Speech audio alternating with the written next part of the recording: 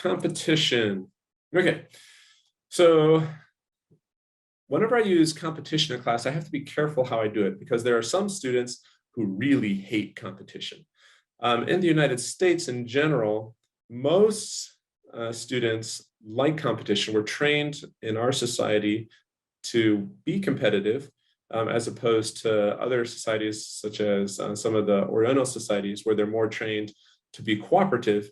But there's still students in our classes who don't like it. So first of all, the idea behind competition is it adds this extra element of excitement, this opportunity to prove yourself, right? And so it helps take you out of the boredom of, oh, I'm just sitting here, only I know what's going on with me.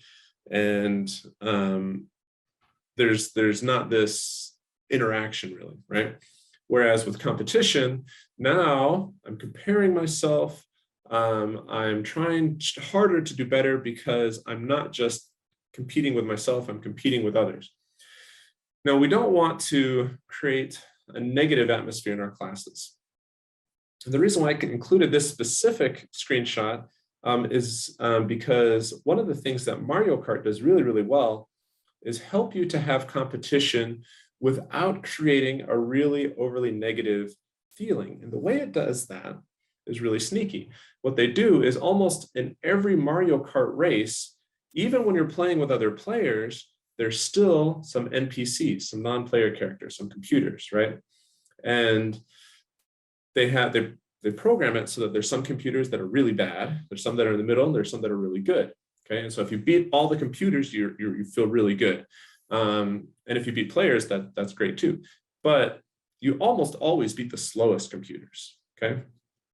And so we can do this type of stuff in our classes as well. What we can do is if we're doing like leaderboards and stuff, like one of the other elements is, or if we provide them with like games in class, we can provide like NPCs, right?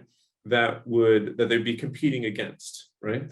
So this is kind of like the idea of like in Carmen Sandiego, one of the most successful educational games of all time. You're competing against the computer, and the computer is designed to be beatable, right? You can win, it's possible, but you still have this layer of challenge. And so by beating it, you feel the sense of achievement. Okay, so what we can do is we can. This one's a little trickier, like I said, and I haven't implemented it yet. Well, I do competition among just my students, but I haven't done competition with NPCs. I'm really trying to figure out how to do it.